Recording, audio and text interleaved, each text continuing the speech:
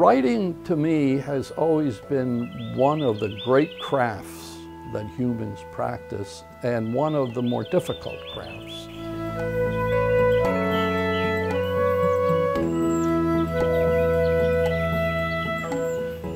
I had a great love for writing, and I can remember as far back as grade school writing little essays, and by the time I got to high school, I was actually sending articles into major magazines like Collier's and Saturday Evening Post. I did get letters back from the editors of these magazines that were extraordinarily encouraging. I mean, they were very positive letters, even though they were turning down the articles I was sending them. They were very encouraging, and so they stimulated me. And by the time I got to college, I was writing full-time and doing research on the side into Abraham Lincoln, who I had become quite attracted to while I was in college.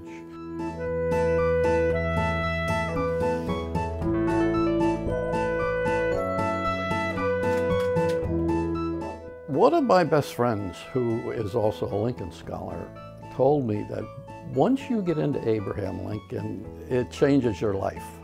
Lincoln is so clearly different in so many ways. It's always dangerous for a historian to get emotionally involved with their subjects. The idea is, of course, that you remain completely objective so that you can look at all sides of the individual that you're working with.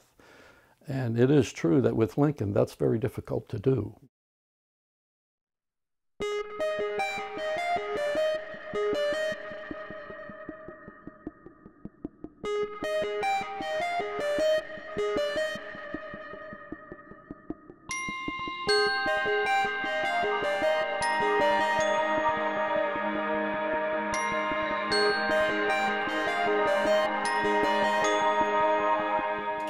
I think I might have one advantage over academically trained historians in that I was trained academically as a scientist.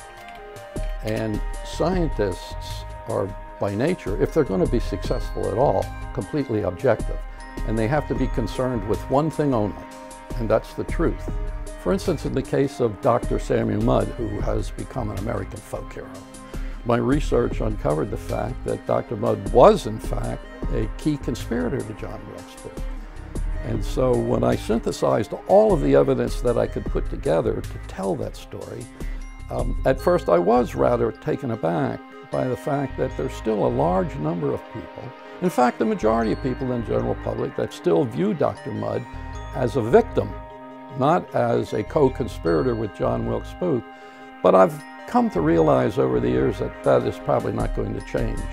It's another case of tell me what you want to believe and I'll tell you what you will believe. And this is the difference between, for instance, a historian and an advocate. An advocate follows the facts where he or she wants them to lead them, whereas a historian will follow the facts wherever they may lead. I think writing fiction is far more difficult than writing nonfiction. Having spent my entire life in science and writing historical nonfiction, where one has to be absolutely certain of the facts and the materials that they write, I thought in fiction it would be relatively easy because you can lie. You make things up. And I found just to the contrary. You make things up, but they have to be believable and understandable, or else you'll lose your audience.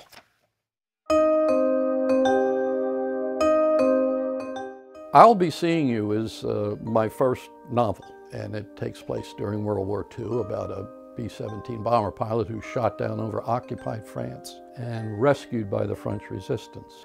But that was a story that for some reason I had been carrying around in my head ever since I was a kid. And it's the one, quite frankly, that I'm most proud of because, number one, it's fiction. I think it's a very good story. I'm very pleased with it as a story, and I tend to be a pretty harsh critic. There is a wonderful female character in this book. It's someone that I've, in a way, fell very much in love with.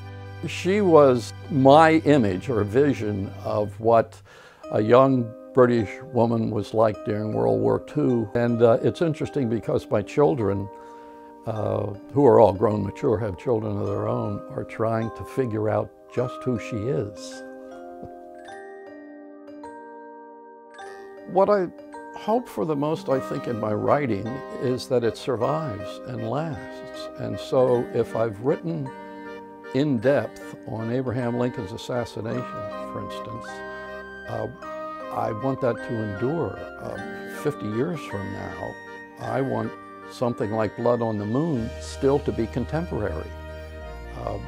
These are writings that live on. They don't appear and then quickly die away, but become part of the literature, become part of our history, and continue to serve as references and information and knowledge about a very, very important event in history. So hopefully, long after I'm gone, Blood on the Moon will still be quite contemporary to people who are interested in Lincoln's assassination.